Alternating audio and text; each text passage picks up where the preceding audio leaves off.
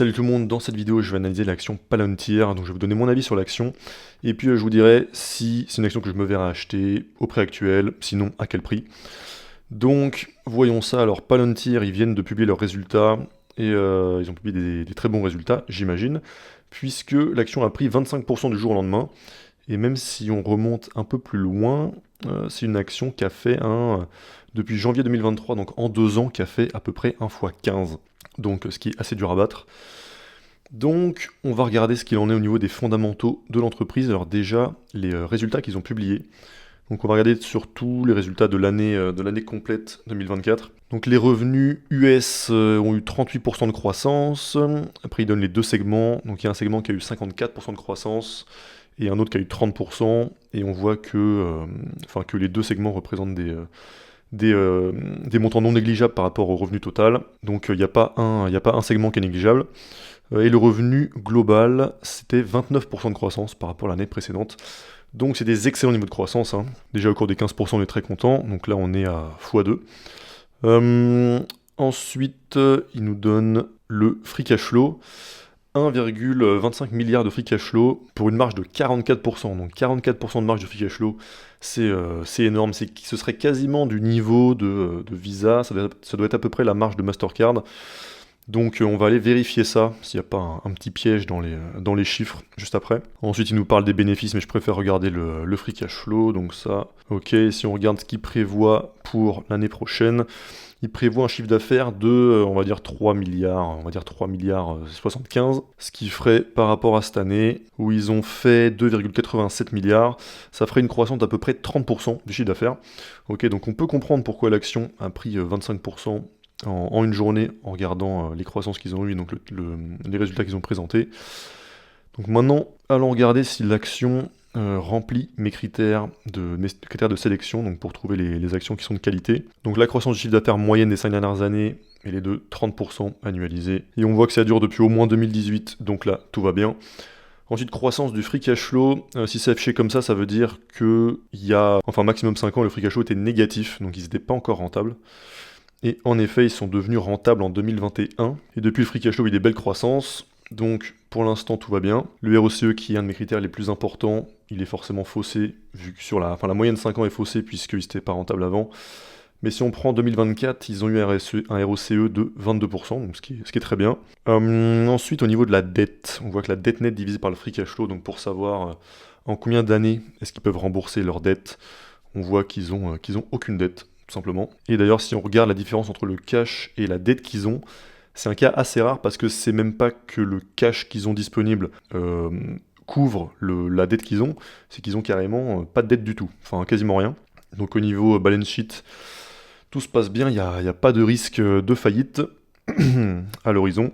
Ensuite, on a un premier critère là qui est quand même assez problématique, c'est l'évolution du nombre d'actions sur les 5 dernières années, qui est en hausse de 42%. On voit qu'ils augmentent le nombre d'actions tous les ans, ce qui est un point négatif, parce que ça veut dire que quand on est actionnaire, la proportion du business qu'on possède, elle va diminuer avec le temps, et que donc tous les chiffres qui sont en par action, donc par exemple le free cash flow par action, qui en tant qu'actionnaire est plus important que le free cash flow lui-même, et il va croître moins vite que le free cash flow, puisque donc le dénominateur, donc le par action, il va augmenter, et donc forcément on a un free cash flow par action qui est inférieur, qui va croître moins vite que le free cash flow.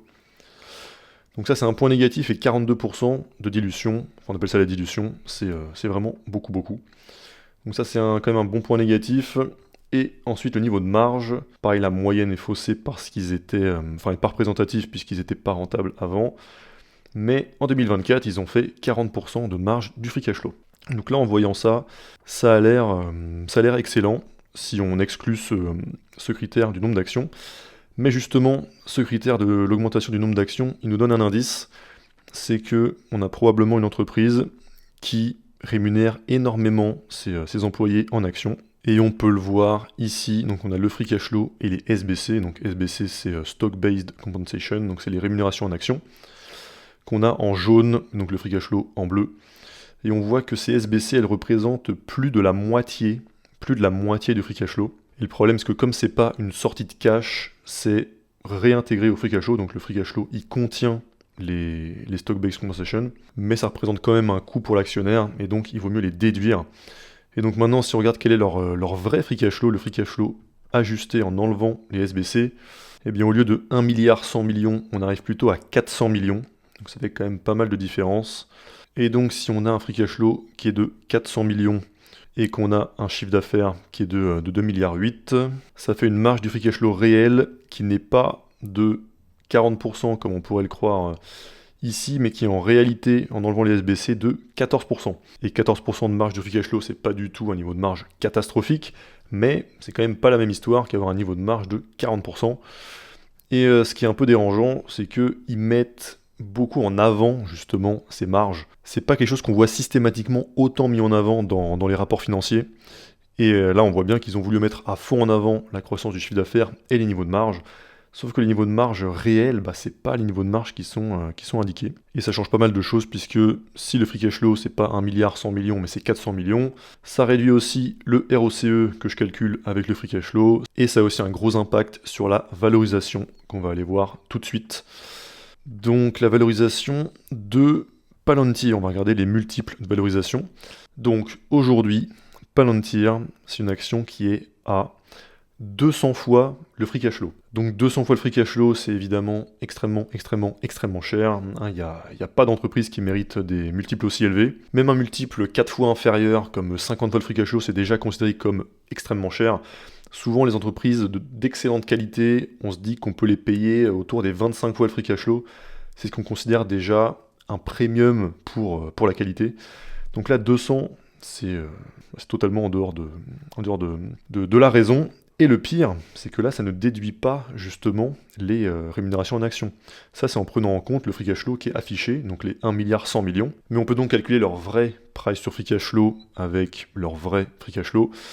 Donc on va faire, aujourd'hui ils sont à, donc l'entreprise vaut 230 milliards, donc 230 milliards, et on va diviser ça par 400 millions, enfin en vrai c'est plus 450 millions, donc on va quand même mettre 450 millions, et ça donne un price sur free cash flow de 511. Donc aujourd'hui, quand on achète du Palantir aujourd'hui, on paye 511 fois son free cash flow, son vrai free cash flow.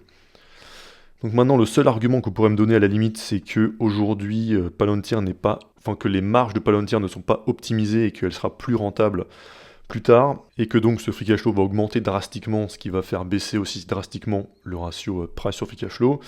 Mais donc, on peut aussi regarder, si on entend cet argument, le ratio prix sur chiffre d'affaires, donc le price to sales, que j'utilise très peu, mais qui pour moi peut quand même être utile pour surtout repérer les situations les plus irrationnelles. Justement, quand on peut nous sortir l'argument de les marges sont pas optimisées, donc t'inquiète, le free cash flow va exploser, à ce moment-là, on peut regarder le price to sales et se demander, même si l'entreprise avait 100% de marge, est-ce que je payerais ce multiple? Et donc, on va regarder ça. Donc, le prix sur chiffre d'affaires aujourd'hui. Quand on achète Palantir, on l'achète 80 fois son chiffre d'affaires. Ça veut dire que même si aujourd'hui Palantir est là 100% de marge de free cash flow, on paierait quand même 80 fois le free cash flow, ce qui dans tous les cas, même pour le niveau de croissance qu'ils ont, c'est quand même trop élevé. Et évidemment, ils n'auront pas une marge de free cash flow de 100%, même s'ils atteignent 50%, ce qui déjà là est exceptionnellement rare, ils seraient à 160 fois le free cash flow. Donc voilà, peu importe dans quel sens on le prend, aujourd'hui Palantir, c'est une des entreprises les plus surévaluées qu'on puisse trouver, et surévaluée à un point où le risque est extrêmement élevé. C'est même pas qu'il n'y a pas de marge de sécurité, c'est que là, il y a quasiment... donc la probabilité de perdre beaucoup d'argent, elle est très très élevée. Et donc, évidemment, je n'investirai pas du tout dans Palantir aujourd'hui. Et je pense même qu'aujourd'hui, c'est un des pires investissements qu'on puisse faire en bourse, un des plus risqués, extrêmement risqués, et avec des perspectives de gains futurs qui sont quasi nulles. Donc voilà pour l'aspect valorisation. Et est-ce que c'est une action que je pourrais acheter si elle devient pas chère ?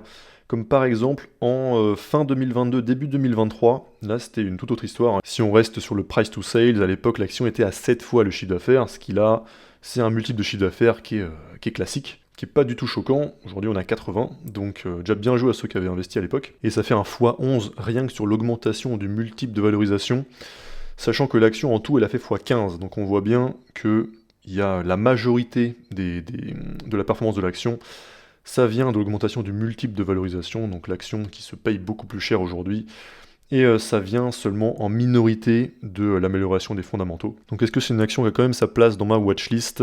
Il y a des bons points, par exemple, les niveaux de croissance sont très bons, la marge brute elle est excellente. 80% de marge brute, c'est excellent. Et la balance sheet est parfaite, enfin, il n'y a aucune dette.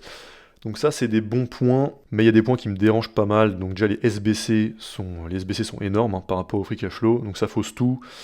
Et donc, ils diluent leurs actionnaires. Et le dernier point, c'est que leur CEO, Alex Karp, c'est ce qu'on peut appeler un CEO star. Et ça, en investissement, c'est aussi plutôt un mauvais point. Donc voilà, pour ces raisons, aujourd'hui, même s'il y a des aspects positifs, aujourd'hui, j'ai pas Palantir dans ma watchlist. Ça pourrait changer si les points qui me dérangent au niveau des fondamentaux changent. Mais voilà, aujourd'hui, ça ne remplit pas suffisamment mes critères. Et puis, si tu veux recevoir la checklist que j'utilise pour sélectionner mes actions, tu peux le faire en cliquant sur le premier lien dans la description. Et puis, on se retrouve pour la prochaine vidéo. A plus!